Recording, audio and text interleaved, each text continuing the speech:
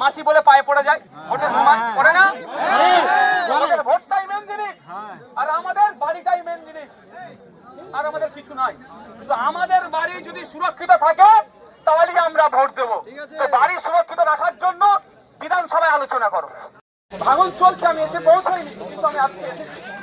আপনাদেরকে গুটি কয়েক কথা আমি বলি। প্রথমত কথা, দায়িত্বশীল মুখ্যমন্ত্রী, আমি জানি না কিভাবে তিনি শান্তির ঘুম ঘুমাচ্ছেন। মুর্শিদাবাদের একটা প্রত্যন্ত গ্রামের মানুষ, প্রায় 138টা পরিবার আজকে ধ্বংস হয়ে গেছে, রাস্তায় বসে আছে। সেই পরিবারের মেয়ের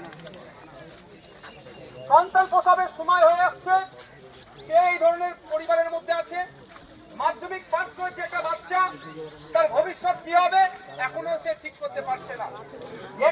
একাধিক ছেলে নিয়ে এবারে মাধ্যমিক পরীক্ষা দেবে, 2 মাস ধরে তাদের পড়ার মতো অ্যারেঞ্জমেন্ট ঠিকঠাক করে উঠতে পারছে না। তাহলে এই চিন্তায় নেই, 138টা পরিবার আজকে রাস্তায় বসে আছে। আমি কথা বলেছি আপনাদের অনেক পরিবারের মানুষের সাথে, তারা বললেন একটাই কথা, কি খাবার দিচ্ছে না দিচ্ছে তার থেকে বড় কথা পুনর্বাসনের ব্যবস্থা যাতে করে। আমি আপনাদের নাসিম ভাইয়ের সাথে কথা বললাম, উনি বললেন আমরা জমা করেছি, একটা কমিটি গঠন হয়েছে। কমিটিটা কি করছে আজ থেকে আমি স্পেশাল নজর রাখবো, আপনাদের দিকে এটা মাথায় রাখি। মাসি বলে পায়ে পড়ে যায়, ভোটের সময় পড়ে না? আমাদের ভোটটাই মেন জিনিস, আর আমাদের বাড়িটাই মেন জিনিস, আর আমাদের কিছু নয়।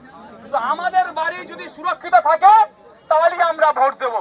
তো বাড়ি সুরক্ষিত রাখার জন্য বিধানসভায় আলোচনা করো, বিধানসভায় আলোচনা করো, আলোচনায় নিয়ে আসতে বলেন। তখন তো আপনাদের ছোট ভাই বিধানসভায় আছে, ওদের যোগ্য জবাব ওদেরকে দিয়ে দেবো। কলকাতায় কিছু হলে সারা রাজ্যের স্কুল বন্ধ হয়ে যাবে, আর গ্রামে কিছু হলে কদিন আগে দেখলেন তো উত্তরবঙ্গে কিভাবে 5 লাখ করে আর একটা ওদের সমস্যা মিটে গেল ওতে, কিন্তু সমস্যা কি মিটবে? কত মানুষ মারা গেল, কোনো উচ্চবাচ্য আছে? কোনো আলোচনা নাই। তাই আপনাদের বলবো, আপনাদের সমস্যা আপনাদের কি সমাধান করতে হবে। কোন দাদা দিদি এসে সমাধান করবে না, এটা আপনাকে বলে যাচ্ছে। সবাই আসবে যে তার ভোট ব্যাংক মজবুত করবে আর কেটে পড়বে। আপনারা আলোচনা করুন, নিশ্চিতভাবে কমিটি আছে, ব্যানার পোস্টার ছাপিয়ে দিন যে আমাদের কংক্রিটের মাঠ নির্মাণের যতক্ষণ না প্ল্যান পাস হচ্ছে আমাদের ভোট বয়কট থাকবে। আর হ্যাঁ,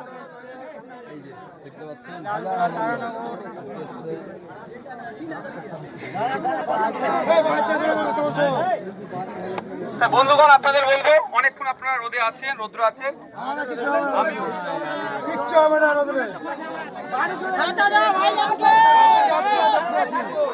আমারও ভাই এত রৌদ্রে থাকা আমার অভ্যাস নাই, সত্যি কথা বলছি।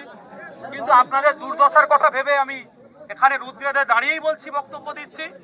সত্যি আমাকে প্রচন্ড ব্যথা দিয়েছে। মায়েদের চোখের কান্নাগুলো না, চোখ থেকে যখন পানি বার হচ্ছিল আমি দেখে এলাম, আমাকে প্রচন্ড ব্যথা দিচ্ছে যে আমরা কোন জায়গায় দাঁড়িয়ে আছি।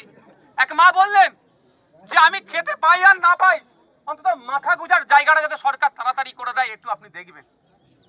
আপনি একটু বিধানসভায় রাধা কৃষ্ণ দান করে কথাটা উত্থাপন করেন।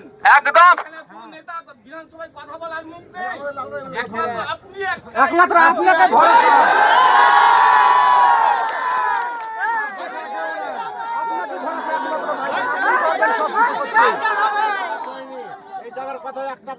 দেখুন আমি একটা কথা বলি, বিধানসভার সেশন এখন হয়তো নাও শুরু হতে পারে, বিধানসভার সেশন এখন নাও শুরু হতে পারে, হয়তো 1 মাস পরে হবে। এটাও জানিয়ে রাখি, আমাদের রাজ্য সরকার না বিধানসভাও চালাতে চায় না, বেশি দিন চালায় না। খুলবে 2-4 দিন করবে, আবার বন্ধ করে দেবে। ঠিক যেমন বাচ্চাদের স্কুল 2 দিন খুলছে, 4 দিন বন্ধ, বিধানসভাই করছে। তার উত্তর দিতে হবে আমাদের কাছে। তারপরে আমি বলছি, বিধানসভায় তো তুলবই, জবাব তো চাইবই, প্রশ্ন তো করবই। তারানগরের মানুষের হয়ে আমি কথা বলবো, তারানগরের মানুষের জনপতি না কথা বললো আমি কথা বলবো আপনাদের। তার আগেও বলছি, তার আগে আমি গুটি কয়েকদিন দেখবো, যদি পুনর্বাসনের না ব্যবস্থা হয়, বিধানসভা কবে চালু হবে তার জন্য আমি বসে থাকবো না। আমি আবারও বলে যাচ্ছি, আপনাদের শুধু এতটুকুই কাজ করতে হবে, যারা ইফেক্টেড হয়েছেন তাদের থেকে 2-4 জনকে কলকাতায় একবার হাইকোর্টে পৌঁছাতে হবে। বাকি